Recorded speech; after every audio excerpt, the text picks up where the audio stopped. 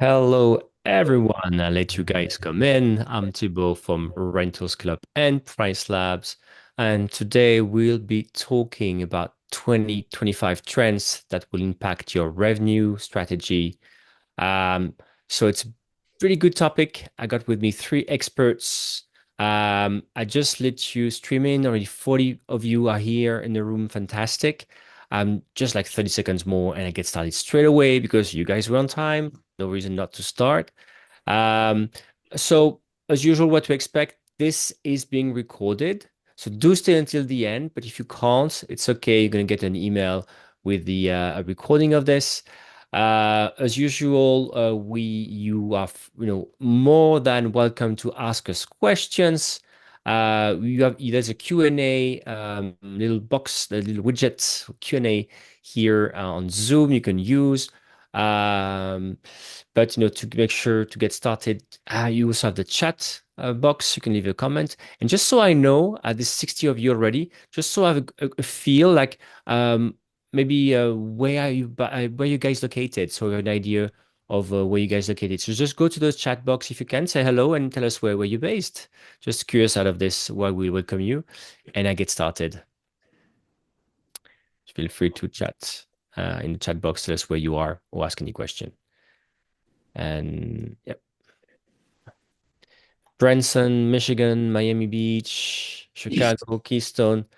Wow, the US is really there. Oh, Scotland. There we go. Scotland as well. Virgin Islands. Hey, it's incredible. Amsterdam.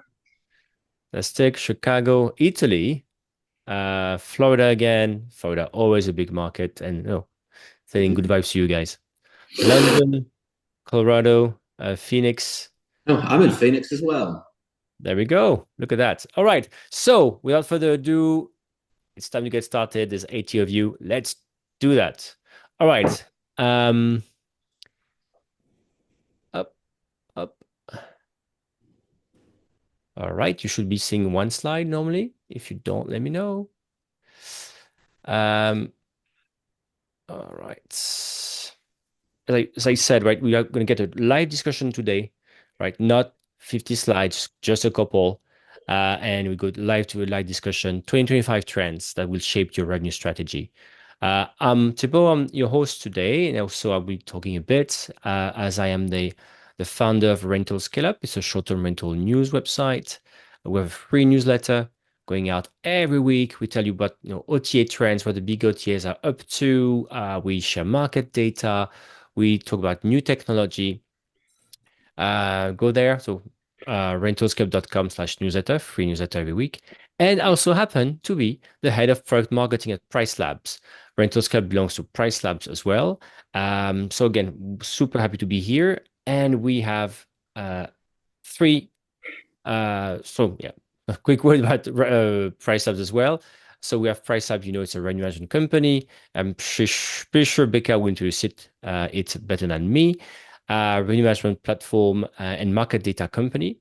Uh, I have to plug this. I was requested to, and I will do this. We have a podcast called Rev Labs at Price Labs. So weekly podcast. We talk about the life of, we talk about US data, what's happening for revenue management. We talk about we interview revenue managers as well. So it's a pretty cool podcast if you're into revenue management. Just go there. I did my plug. All right. We have three great panelists, but instead of me talking about them, let's have them talk about themselves. We have Ben, Richard, and Becca. So maybe in this order, let's have each of you introduce himself and herself. Go ahead, Ben. Hey, thank you too. Yeah, Ben Coleman here with the founder CEO of Revenue Research. We are a revenue management consulting firm. Anything from my day to day looks like organizing big data for my team to power our team internally. What that looks like for our clients are normally biweekly meetings with organization of data. Same thing, T-Ball, going over trends, looking at a lot of historic data, really looking right now, seeing ways to retain homeowners for 2025 and to finish out those budgets. And just want to say thank you so much, guys, for having me. Been a big fan of yours. Always a pleasure to spend some time with Becca and get to know Richard. It's been a pleasure. Fantastic. Richard, you next. Yeah, thanks, Tebow. Thanks, Ben. Yeah, I'm a big fan of Tebow as well and the rental scale up. I run a very small boutique consultancy company called Yes Consulting. I've been in the industry for about 25 years. I've built and founded and exited two management companies and a rental technology company, and I spend most of my time working with management companies on preparation for growth and exit at the moment. Thank you, Richard. Big fan of yours too. Becca, how about you? Hey y'all, my name's Becca, based out of Charleston, South Carolina, where I used to be a general manager of a vacation rental company here on our sort of barrier islands. I've been with PriceLabs for about 3.5 years now. I lead our solutions team, so we do everything from helping people learn about our tools to actually getting you onboarded and then ensuring your long-term success. So my team works with people from all over the US, all over the world, understanding sort of their needs and concerns when it comes to either their rates or their data or just generally their revenue management strategy. So it's been really exciting and really, really happy to be here with y'all. So happy to have you, Becca, again. If you ever attended a webinar with Becca, you know how she's insightful and great to listen to and to work with. You maybe don't know that, I can tell you. Can vouch for that. All right. So topics today, now you know that the speakers know what they're talking about. So what are they going to be discussing? Quick things. So one is going to be very practical in a way. We're talking about before we go into big trends, what's happening in the world. Let's talk about your market. How can we help you? How we want to help you basically see how you can get data, right? Understand what's happening in your market next year. We'll start with this. Number two, we're going to talk about key booking trends that we've seen, from shorter booking windows to what the OTS say is happening to, making sure you actually know about your own local events. Number three, we'll be talking about inventory. We read a lot about topics of oversupply, and same time we hear people saying, well, in these times of very strict regulations, in this time of natural disasters, should we actually go and diversify our property types or locations? Interesting topic to think about. And number four, we'll be talking at something big, maybe in 2025, which is Airbnb co-hosting network. I'll give you a quick tour of this, and then we'll discuss together whether it's an opportunity for you to get more leads, or actually it's going to create pressure on your companies and on your margins. So I think it's a pretty good topic, and these are things that will be affecting you next year. And I think I have one more slide before I go. I have to plug this one as well. Here we're talking about the key trends. If you're a price up customer, you know that in 2 weeks from now we have a follow-up webinar to this one, which will be more about, now you know about the big trends. How do you set up your PriceLabs to adapt for it? So if you're a price up customer, really, really join that one. All right. So I talked about this first topic, which was like, first, how do I even know the trends in my market before hearing about the overall big trends in industry? So who wants to get started? Either Ben, Richard, or Becca. Where do I even find data to know what's happening in my market? Where should I look into? I always like to look at your own data first before we get necessarily chasing after the market or looking at market data. We always like to, especially right now coming into the new year. If you're stateside, you're in a Gatlinburg, you're in a Destin, Florida, you're in one of those more legacy vacation rental markets. You're starting to come up. You're starting to get really close to booking season. So what we would recommend before we start looking at the market is how are we pacing year over year? Where are the weaknesses in our portfolio in consideration to pace? And then look at market data. See if the market's weaknesses are matching yours. And then on the flip side, where are you pacing ahead from a revenue standpoint? Where are you pacing maybe a little too much, maybe a little too high from an ADR perspective, and begin to compare market trends this early that way is what I would recommend doing right now. If people are not sure what pacing is, sorry for the basic question for myself, I'm being naive, but what do you mean by, how do I know whether I'm pacing or not? What do I look at? What kind of data 100%. exactly? Yeah.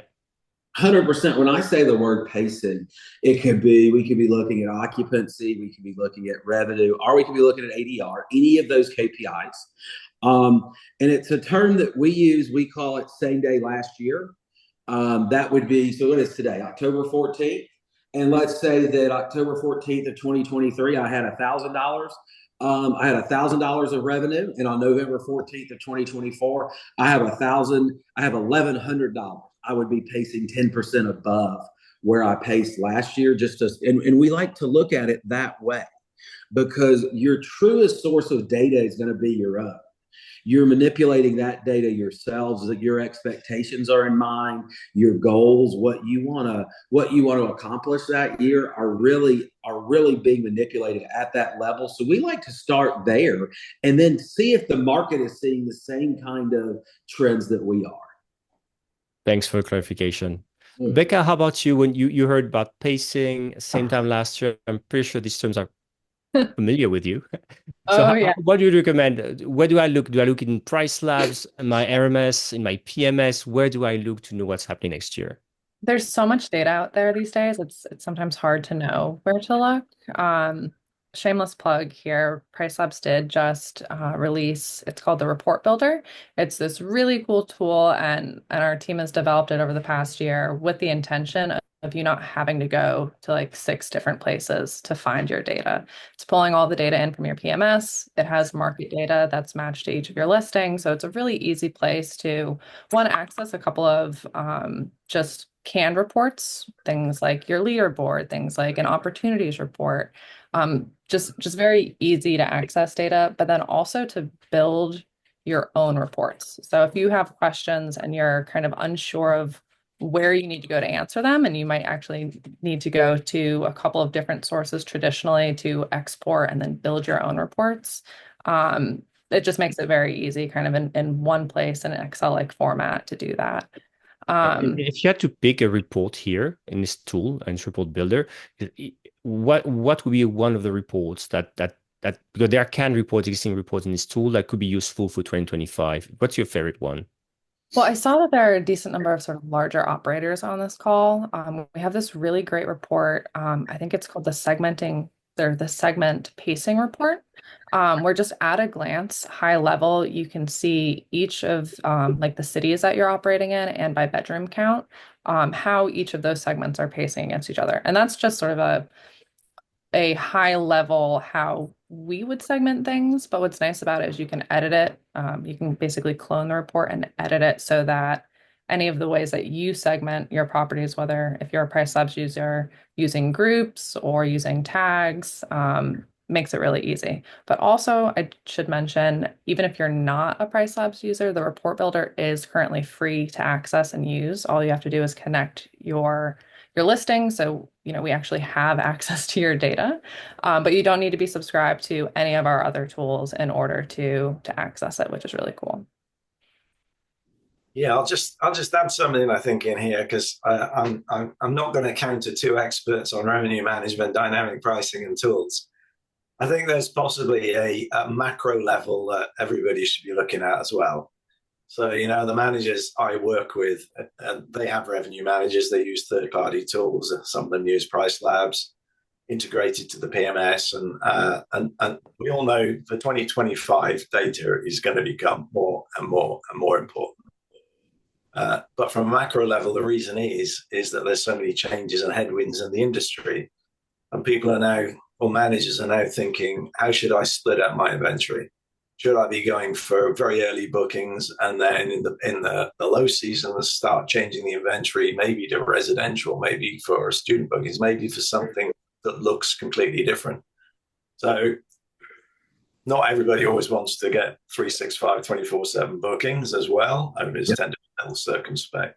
So I just think people are managers, owners are all beginning to look a little more creatively about what they're doing in the future. And they're having to take things like TiVo's newsletter every week to understand where the legislation is coming, where the other headwinds are coming, where the challenges might be, and to adapt to that in advance of what they would have done normally in years gone by. Okay.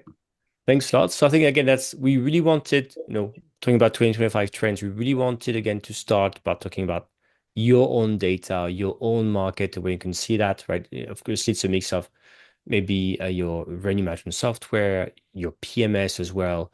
Could be other sources, right? That exist in the market. In the end, as well as we know, it's like the best thing is the best tools are the tools you actually use as well, right? It's very important. It's not maybe not having as many as possible, as many as you have. So For sure. let's And I go. mean, and just to say real quick too, I mean, we have data tools that we use. We're pulling some automations in, but I mean, there's still nothing that can replace just pulling a booking summary report out of your PMS. Just going straight in there. If you're an Airbnb host, that transaction report, because if you really think about our data, it can be so overwhelming, but it actually is quite simple in the fact that you're really just looking for the creation date of the reservation, the check-in, the check-out, and the rent. And from there, you can really dive into anything just using simple Excel formulas just to calculate your own. I also always recommend, you can always reach out into Upwork, reach out somewhere to a third party just to have somebody build you some models to see where to look at your data differently. We're always available. PriceLabs has Report Builder, but there's nothing you can always just download a booking summary report and take a look at that every week. Well, I'll kind of semi disagree with you, Ben, because you're absolutely right. But actually, more and more people are getting more and more challenged by the amount of data, and they are actually needing help. They want a simple answer to a very complex equation. Just go straight, simple to the source. I like, Richard, what you said about thinking creatively about your data and sort of, looking at the macro, but also, obviously you want to look at what's going on locally as well. I think in today's day and age, sometimes it's easy to be a little bit overwhelmed by all the different data sources that you can look at. So having somebody that's on your team that can think creatively and can figure out what the right questions to ask is really what's going to set you apart. Because if everybody has the same access to data, it's more about what are you doing with it. Right. Yeah. And I would challenge the property managers that have somebody on their team like that if you're lucky enough to have somebody on your team that can truly creatively think about data, the biggest thing that we hear, Becca, and I'm sure you hear it all the time, is they never get time to do it.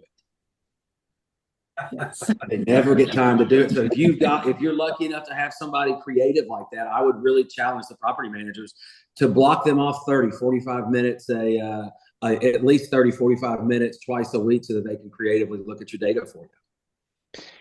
Right. That's a great discussion. I love that. And we're going on to part two. But before we do that, if you're attending, of course, feel free to ask questions. Do use the Q&A feature we have, because I see some of you asking your questions in the comments. It's better if you do that in Q&A so that, for example, we have actually somebody in the team ready to reply to any questions we have, but as well, we'll be able to take these questions maybe more towards the end. But so do use the Q&A thing, and we really welcome your questions. So part two is about talking about the trends, and it will be three types of trends I will talk about. I will show at some point trends from the OTAs and how you guys think it's relevant or not.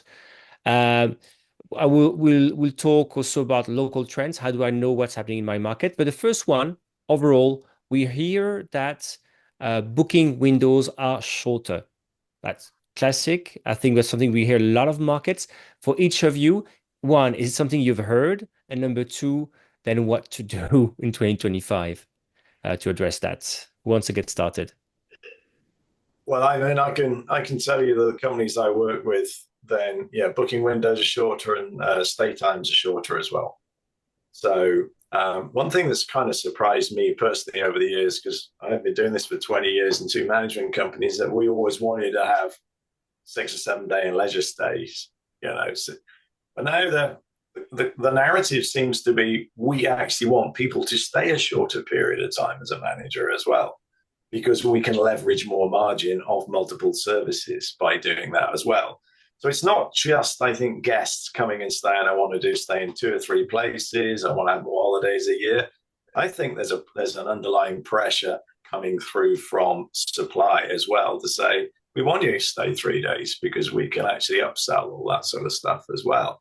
So the answer is yes, it is happening, Thibaut, but I don't think it's simply down to the fact that guests are going on OTAs and replicating what happens in hotels. Yeah, and Airbnb during the financial call that Airbnb had, they did say that short booking windows are shorter, but in the end, they do get the bookings. I don't know, Ben, is it something you see shorter booking windows, but the bookings do happen, or are things down? Um, What do you see? I, I've got a little bit different of a philosophy and methodology when it comes to this. I've been saying this for years that at Rev Research, our goal is 365 days of realistic bookable rates. And what I mean by that is I want us to be well priced further out. Because if you think about booking windows shortening, if you think about supply increasing and demand being stagnant, that does not equal compression. That does not equal prices raising as we get deeper into that booking window. We actually have been seeing our booking windows for our clients that we get currently. What I mean by that is if we have somebody that comes to us today, the next 6 months or so, we are seeing an increase of a booking window. And that I want to say that is more of us pricing them better in the midterm and further out. We're not holding rates really, really, really high, hoping for a couple unicorn bookings. Now, with clients that we've been working with for years, we are doing our best to minimize that booking window, but we are seeing the last minute fill up. We are seeing that come. I want us and our clients to have what I call more sustainable bookings, meaning I want us filling up before we come into that month. But no, definitely are seeing booking windows shrink. They don't have to shrink as much as we're seeing them, and we can definitely combat that with better pricing further out. So Ben, would advise to, because of oversupply, you'd be advising to actually get bookings in much faster. Richard, I do. I think that I think that it's kind of tough. I wish I could draw a bell curve and get a whiteboard out and pinpoint some things. But, when you really think about selling at that, not selling it necessarily at the peak until we come to the window, we're really getting a lot of yield in between, 30, 45 days before the window and trying to fill the calendars up. It also gives the operational side of the business a little bit more of a breather too. You start running some of those day-long booking windows y'all have across the pond that I was talking to people at scale at, and I'm just like, I would be just a nightmare. I mean, I like to run a stress. My life can get pretty stressful, but 12, 24, 36-hour booking windows would terrify me. Yeah. Becca, what's your view on this, on the shorter booking windows? And what to do? Sorry. Yeah, I think everything that y'all have said thus far makes sense. I would say that I think you really want to pay attention to your specific market. Um, Even for example, so Charleston is a very seasonal market. The islands that I was working at have 90+% occupancy in the summer months. Even if your booking window is shortening, there's still so many bookings that are coming in.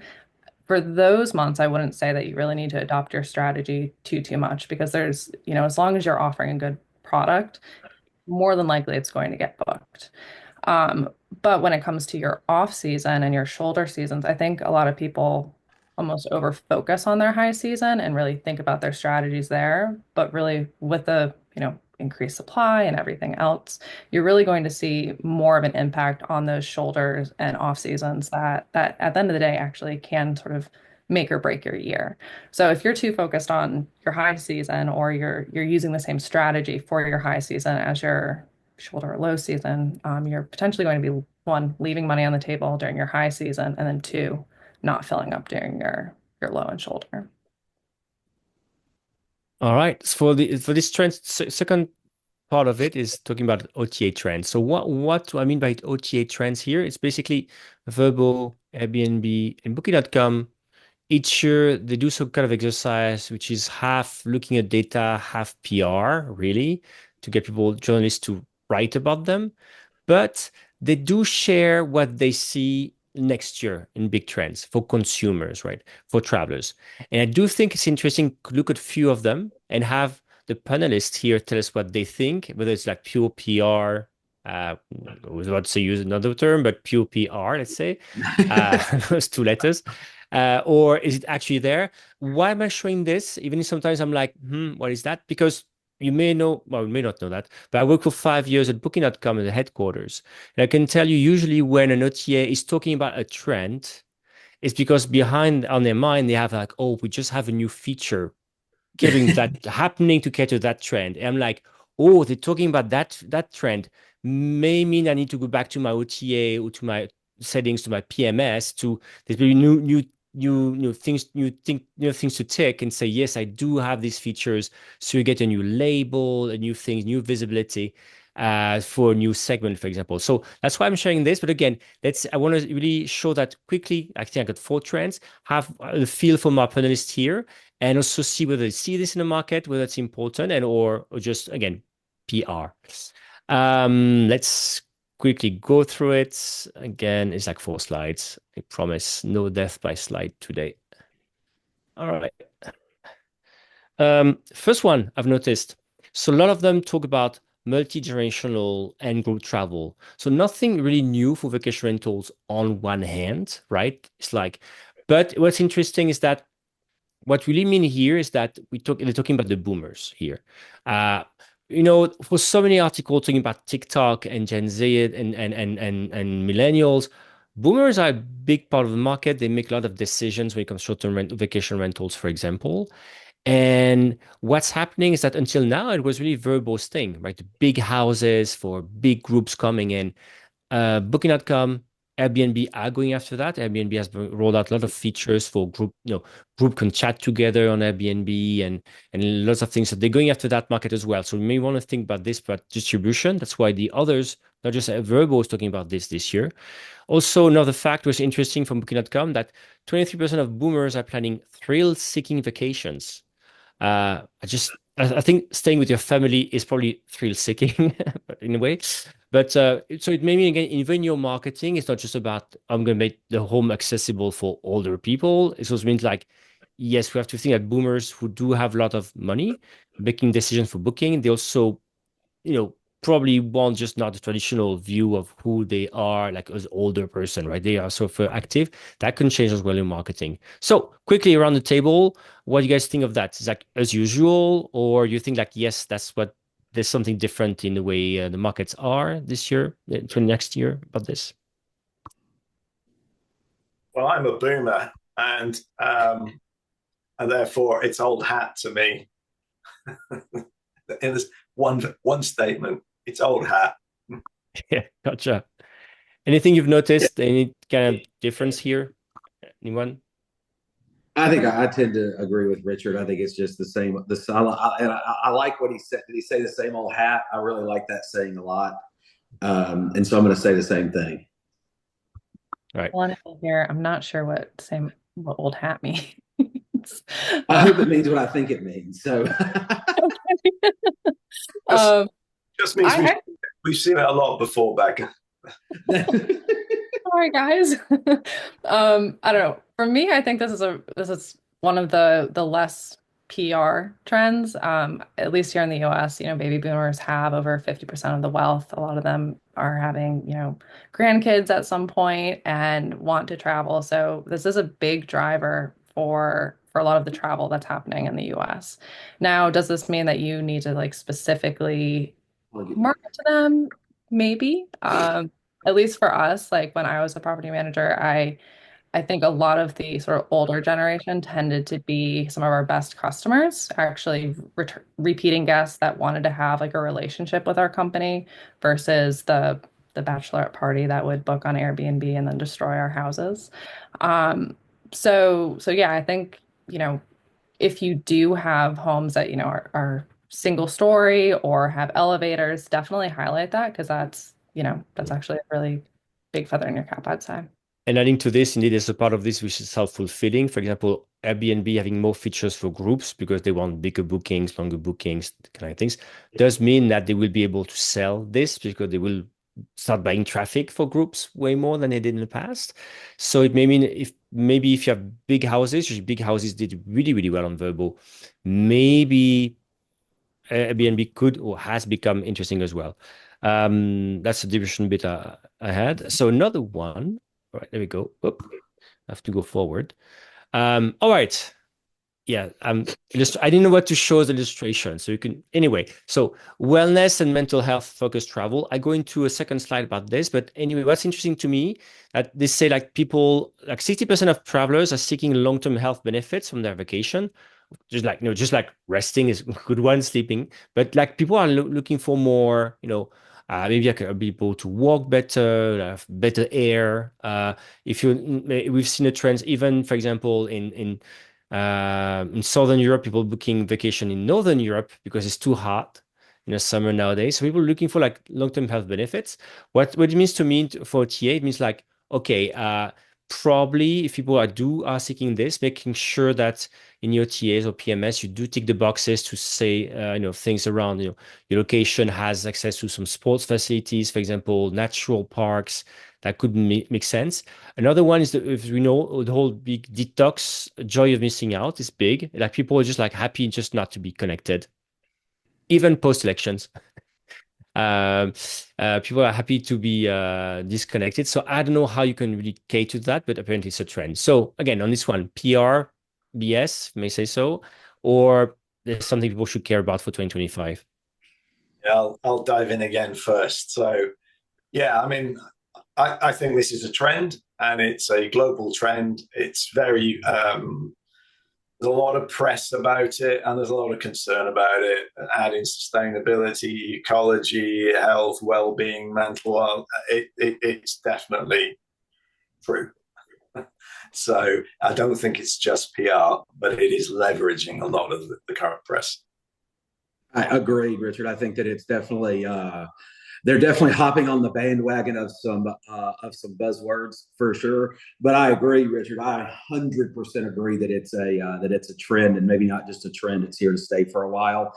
One thing that I think is tough is as a property manager is trying to decide how to be nimble enough or can you be kind of too nimble or too agile?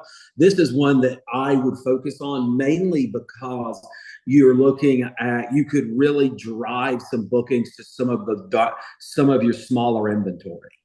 Some of your smaller inventory, if it's just not even putting a desk in, moving a desk over by a window and taking a different picture that it looks like a good place to think. A good place, creating some good lighting in there that would encourage somebody to go, hey, you know what? I want to go. I wasn't really planning on going to Gatlinburg, but you know what? 2 weeks there sounds actually really nice in October and November. Go hiking, and I want to go somewhere and work. We're definitely seeing more and more of that. I personally travel a decent amount doing that, and any kind of cool little workspace, anything kind of, I guess for better of a word, eccentric, anything kind of like that lets me know that it's a good place to work definitely grabs my attention. Could also be a great way to fill up some last minute inventory too. I mean, there's some stats here as well, Thibaut. If you look at the Spanish stats for 2023, domestic tourism headed north. And they headed north because it was too hot south and it was too over touristy. Yeah. So, the stats are actually showing part of this is true. And before Bika shares hers, I will just also, as I said, deep dive on this one as well. It's something we prepared this call and we talk about this sensory friendly accommodation. Obviously, I'm not a native speaker, but I guess even for some of you guys, like what are we talking about, right? So it is a thing apparently sorry, that's not what I meant to say. It obviously people have issues, from HDHD or even long COVID, like my sister-in-law, and they're looking for different places. What I didn't know it was a thing to market to this and kind of makes sense.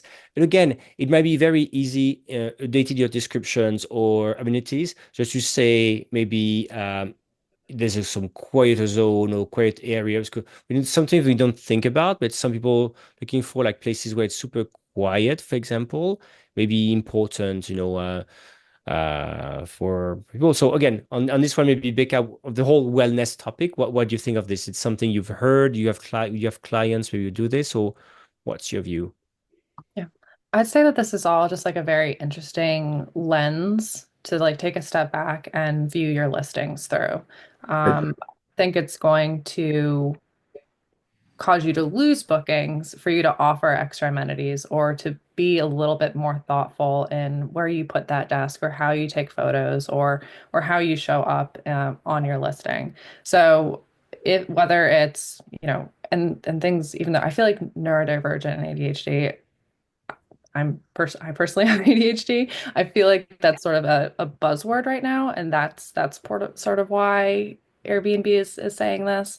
But again, I think there's a huge opportunity to still learn from that, right? Just because you could offer not noisemakers, like gray noise makers or blackout curtains, things like that, that would actually be useful to people who are traveling with kids, to people who might not, identify as neurodivergent. Love it. And really you're, elevating your entire experience by just being a little bit more thoughtful.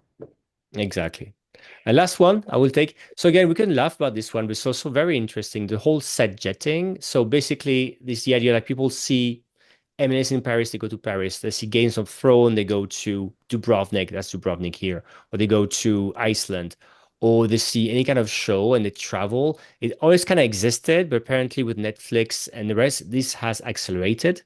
Um, so here the idea is like if you do have properties in those locations, uh, that could be a good resource for content for SEO on your social media, or even sometimes in your listing descriptions. That could be a good idea for people who may be looking for this. Now we are 2 doors away from that house that was featured in, how to.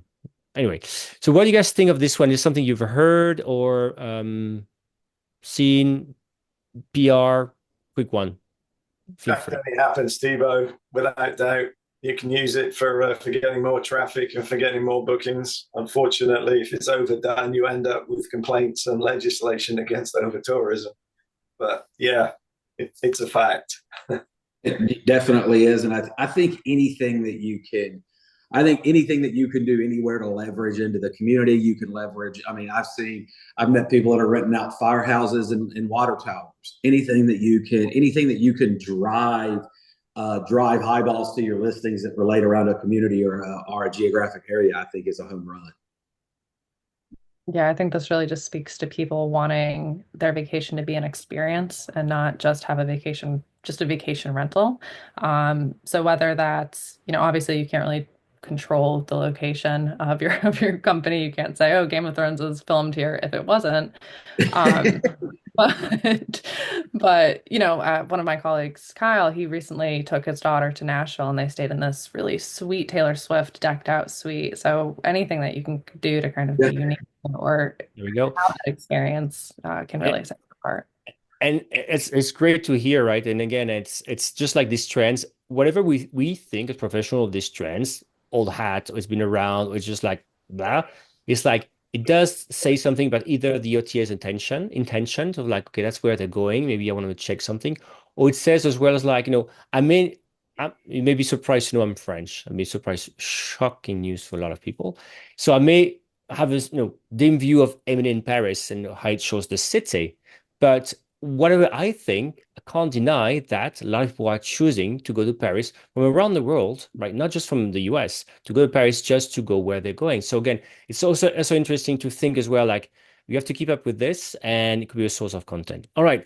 So next topic I want you to oh yeah, before I do this, and we talk about events, look about local events. Maybe each of you, what is the best way, one best way you would pick, just one, to make sure I'm not forgetting about local events in 2025 in my area? What have you seen people do, property managers do to make sure, sometimes I will give you one, but I had a very good tip from a property manager telling me, I talk to my team and my cleaners because they know events. Again, because we're not in all the circles, right? So they know events I don't know about, or they talk to people, to guests, and I'm like, ooh, this one could be happening again next year, or they happen to be in those circles, they care about triathlons or concerts, and I'm like, well, that's a good one. So if you give one tip to a property manager here, what could be a good source to know about events next year once it gets started? Just one. Just talk. Go ahead, Richard. I was going to say, just work with your local, your destination marketing organizations. They're the ones who actually have the lists, and they're the ones that are constantly being fed in by local organizations. I mean, internationally, it's very hard to get that type of information in consolidated spaces. So, and as we're in a hyper-local industry, it seems the best way of doing it. Yeah, I would agree. Working with your local DMO seems to be the best. One little piece of revenue management advice I would give for local events is really being hyper focused on when you want to change that length of stay. Yeah, I agree. DMOs are a great resource, and I really think that they're underutilized by the vacation rental industry. From the data side, again, shameless PriceLabs plug here. There's a couple of features in our tools that allow you to identify one, dates that are booking up more quickly than others, and then two, just identify in a quick list events that we've picked up in your market. So, just very easy to quickly kind of oversee the data and then hopefully make changes to your portfolio if you need to. Like Ben said, I think length of stay, paying attention to your minimum stay restrictions during those key Oh times yeah. really make or break whether it's a win or a not so much of a win for you. DMO, Destination Marketing Organization. Just I had the question, so I wanted to make sure. Yes, like local tourist boards, tourism offices, depending around the world how we call it. That's again, or your friendly short-term rental association sometimes has a list. Sometimes it can happen as well. Um, uh, all right. So, third topic of day supply. We've heard a lot in 2024 that there's oversupply everywhere. There's over-tourism and oversupply everywhere. Um, 2025, how to think about it. I want to think of this like, and give you two elements here. We had recently with Rental Scale-Up a discussion with Brooke Falls from Ventry, and he was explaining that if you're a property manager, if you want to grow your revenue, uh, it's better to focus on still add more supply, but you'll grow faster than just trying to get more bookings from the same properties. So adding supply would make sense. And second discussion again with him, with very very good discussion last time. We're talking about also the impact of regulations and natural disasters, right? No, Florida, a lot of you guys, this was asking for in Florida. I used to live in the Caribbean, so I can imagine what a hurricane is like. Maui. So some property managers got their businesses wiped out just like in just a few days, right?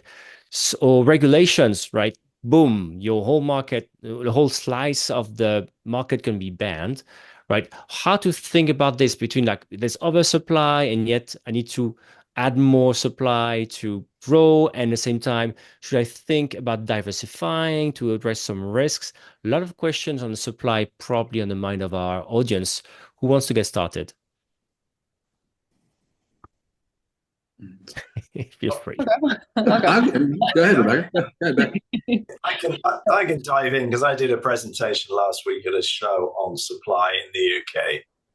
And I think we had something like 375,000 properties. I'm pretty sure PriceLabs has got prices on all of them.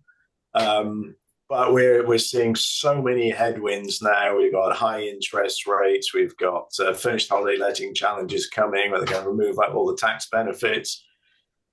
We've got registration, hopefully not licensing coming, and already there's a pressure wave which shows that there is going to be a reduction in inventory. So, this is the natural course of things as industries grow anyway.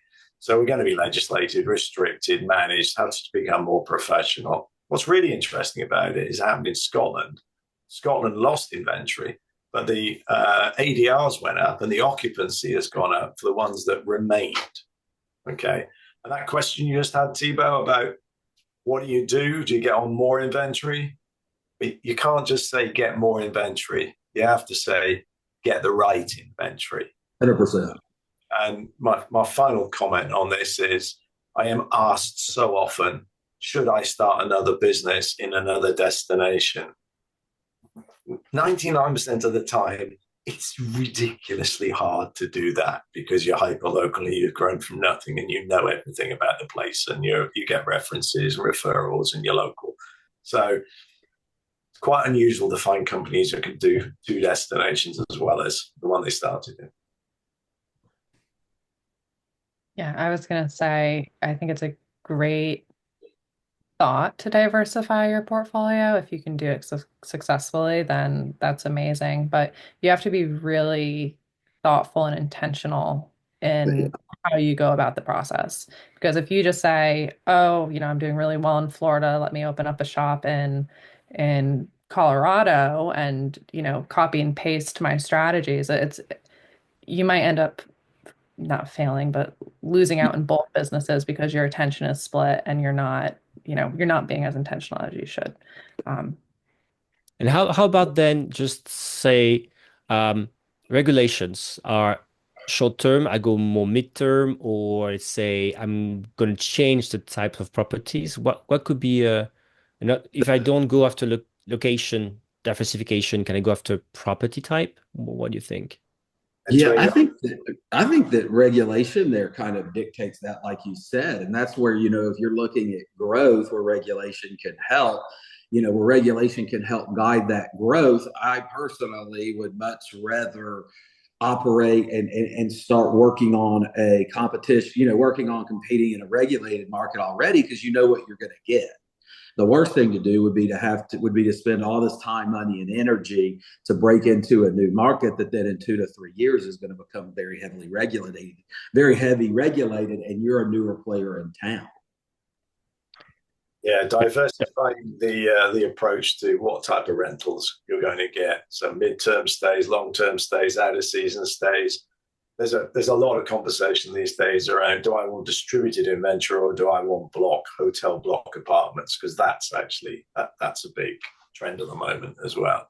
Yeah, So that's why we've seen as well at PriceLabs, some of our customers coming and say they also do multi-unit in one building, and so in the end we are in a hospitality business because it's kind of hard to talk about property types. What's interesting was when call out, so Luis Ramos does say one day we started from zero, we can start from zero again at a different location if needed. So some positivity here coming. Um, Yeah. I will switch now to the fourth subject. Is anything else to ask? Sorry, on the supply side, what you guys wanted to say before I I switch? would I would say just a couple things to the traditional property managers to not lose faith. I know it's been hard. We've seen a lot of churn from property manager to property manager. I really do think that we're getting to the point where we're going to see a lot of rental by owners start reaching out to professional property managers. And so I really do see that coming. A few just little things is, number one, I always kind of say this, the entryway to growth is you really need to define what does it cost to add that inventory. Number two, how many units can you add? How much inventory can you add without changing your current structure or adding employee count? And the other thing that I would really highly recommend doing is looking at your P&L.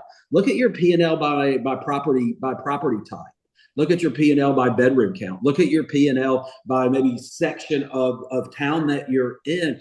Find where you're the most profitable and push the gas pedal down that way. Push aggression toward where you're already profitable, because I've seen this time and time again where we go add 20, 25 units in a year. But hey, you know what? The 14 of them the first year weren't profitable yet. And so they're actually taking cash flow away from the actual heart of the business. That's what I'm just very passionate about that. That's just what I would say to the traditional property managers, especially in the States. Those rental by owners, they're coming, and it really is time really is coming that way to be the professional property manager again. yeah, That's a T-Bone, perfect. Oh, sorry, T-Bone, just one comment is, the question is about, is adding more properties the best way of growing your business? I mean, I've been doing a fair amount of work on companies' P&Ls, and it's quite surprising how much extra margin you can add in by being slightly more creative about your revenue management, about upsells on it, about adding booking fees, about insurances, and all sorts of other elements that actually, for some accounts, makes as much money as their commissions. So 100%. so the advice for 2025 is, as usual, turn to Richard for more on how to do this. Um, but what you said, Ben, is a perfect segue to this. So, if things are difficult or some interest rate may go higher, lower, and never know these days what's going to happen. But somebody's here to help. It's Airbnb, not property managers, not us. I'm gonna quickly show you guys something. I hope up. So I think most of you, if not, it's okay. Again, spend 2 minutes on this. Have heard about the launch of Airbnb's co-host network. I hope you can see that screen I'm showing now. The co-host network, yes. Just tell me yes. You can see this. Yeah, perfect. All right. So basically, what's the idea is that in key markets in the world, US, Canada, France, Australia, for example, the UK, you can now, if you are a host on Airbnb, you can be put in contact with some co-hosts who will do, well, property management stuff for you, from helping you with your listing up to welcoming the guests or doing the cleaning and kind of stuff. So I want to quickly showcase what it's like. So I'm going to just try to enter an address if I can. Oh, oh, oh. Right, just an address in France to show you. So imagine I'm a host in France. I'm looking for somebody in Paris to help me out. And here what I see co-hosts, their rank. What's interesting to me is that if you look at these co-hosts, you have diverse people, but some of them, they handle 60 listing, 129 listings, 5, 33, 3, 61.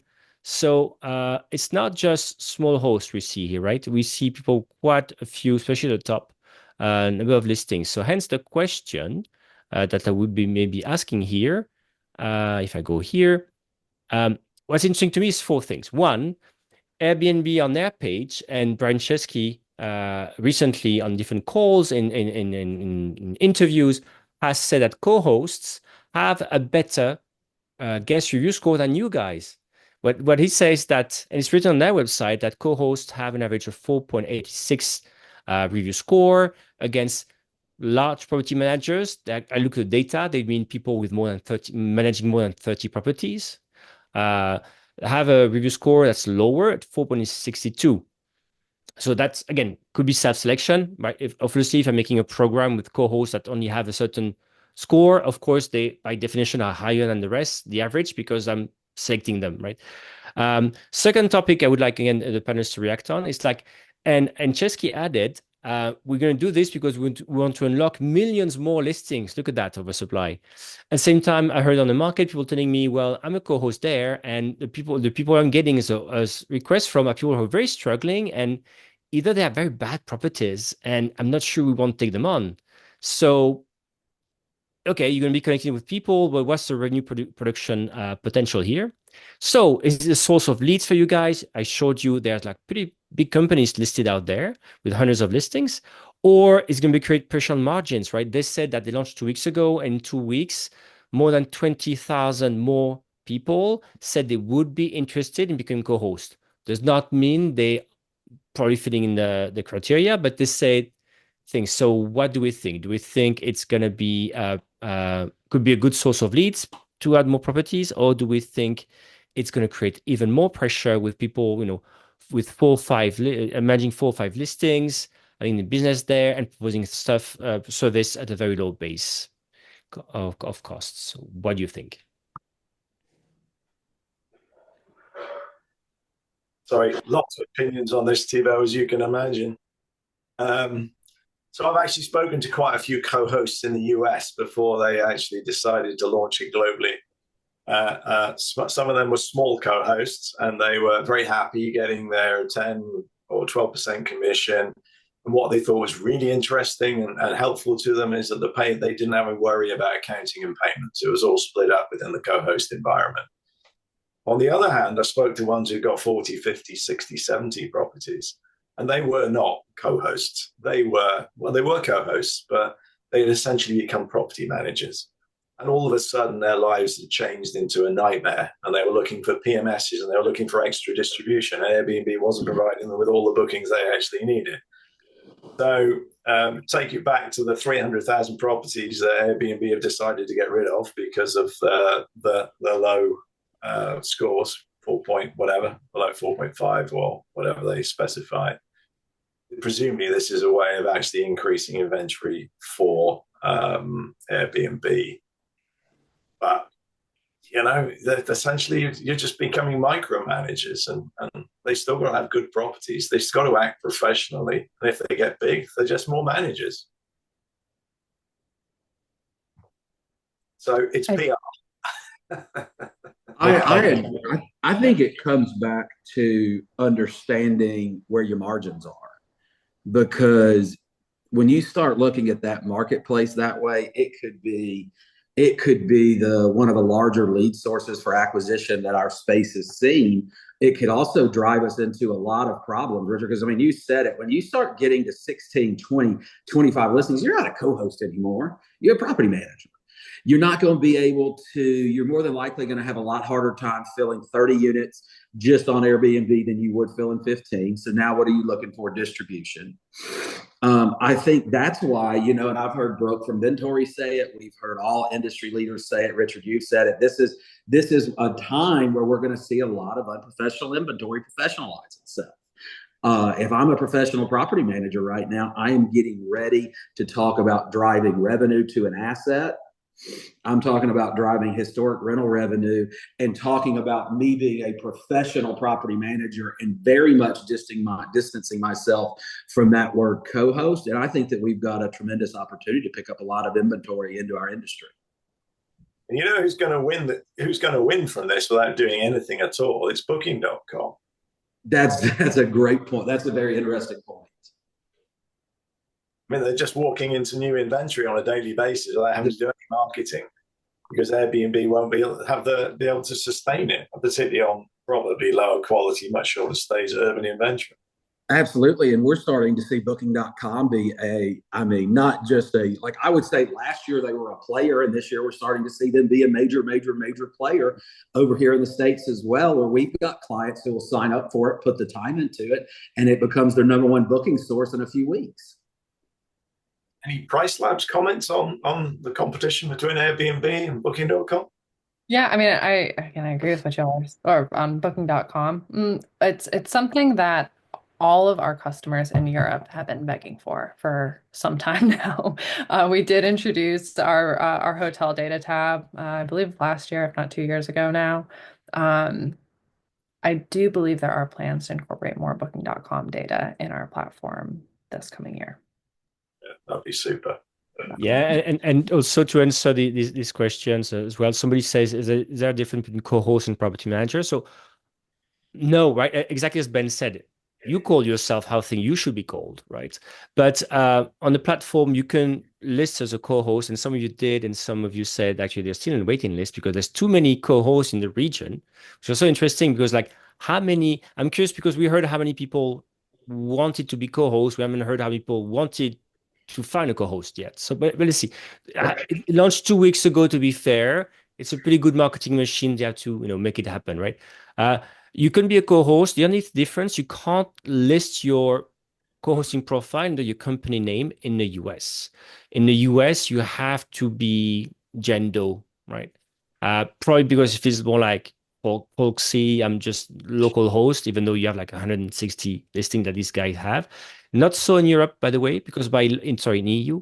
In the EU, as you may know, the consumer laws really demand that as a consumer whether you interacting with a business or an individual. So in the EU, you can put your name, your company name there. So billboard effect, free advertising, do that. Because by law, again, they need to know who they are interacting with. So yeah, I hope it helps. Any last thoughts on that? Go ahead. So this is something that I feel like, at least here in South Carolina, in order to be a property manager, you have to be licensed under our real estate commission. So the line between being a property manager and a co-host and whether you need that licensure is very much blurred. And I picture that becoming more of a topic of debate in the future. Because yes, you're not doing the accounting like a property manager would, but you're still dealing with contracts. You're still kind of acting as a representative for the owner. So that's something that, we haven't really touched on yet, but I'll be interested to see how that goes.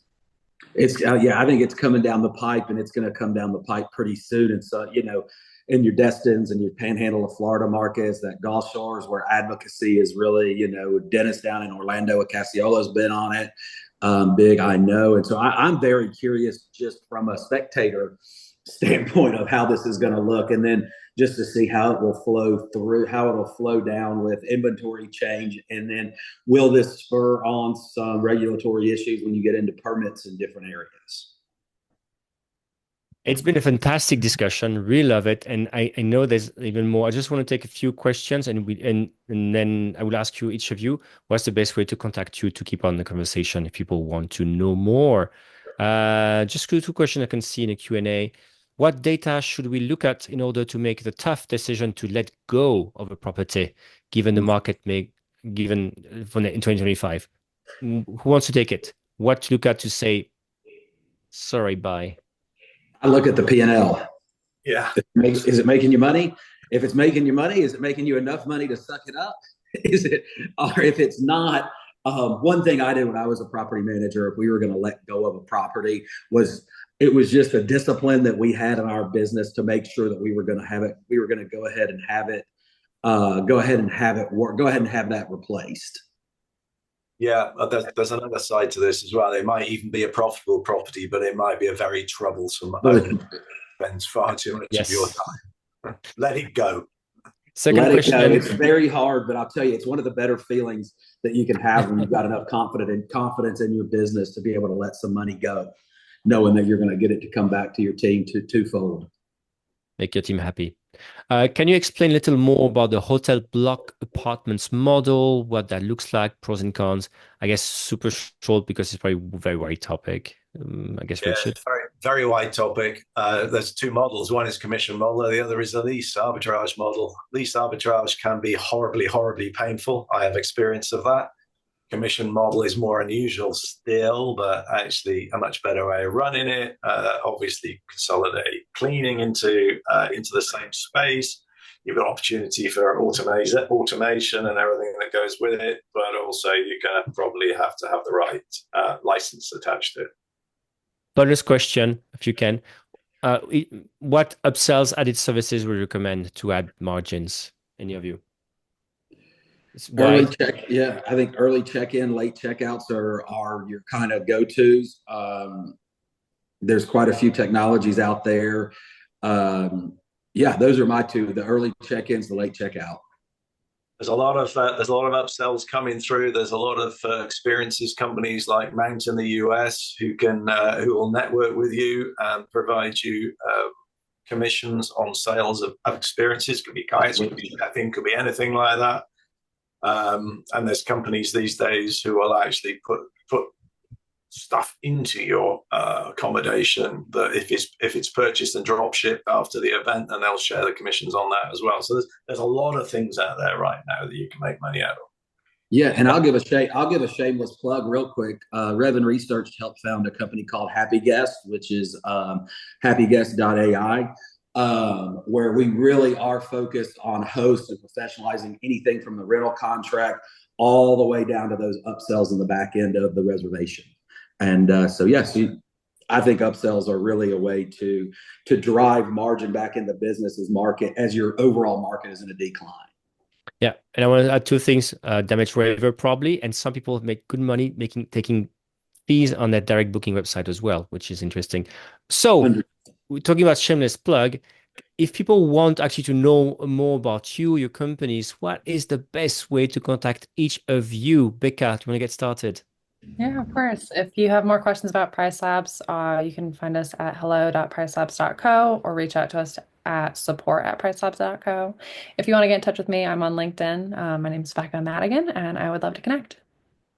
Thank you, Becca. How about you, Ben? Yeah, revanresearch.com. You can fill out a form there. My email address is ben@revanresearch. That's just REVAND and research.com, or I'm on LinkedIn, Ben Coleman. Any which way, probably the website is probably going to be the best. That's going to get you in contact with the one and only Rebecca Ballard, my COO, to get everything lined up. And me? Oh, you're going quiet, Thibaut. Yeah, and myself, just connect to me on LinkedIn. Look me up, Richard Horton or Yes Consulting, and the website is yes.consulting. Yeah, and you have right now in the chat the contacts for everyone. So once again, thank you for through the speakers for preparing this call, attending, and for the live conversation. It was really good content. Thank you all for attending. We are past the time. There's still more than 80 of you. So I hope it was not, it was kind of interesting, but thank you so much for your attention. I know these days it's tricky to have everybody's attention. So I'm very, very happy. Thank you so much. Uh, this is recorded. You get a recording, and we also, in a few days from now, have takeaways in our website to just summarize things, talk about, mention resources. Have here the resources we mentioned in the call, and you've got tells me the email will be on Monday. You get the email on Monday with all this. All right. Thank you so much again, once again, for attending. I'm Thibaut from Rental Scale-Up and PriceLabs, and I hope to talk with you very soon. Take care. Much. Goodbye.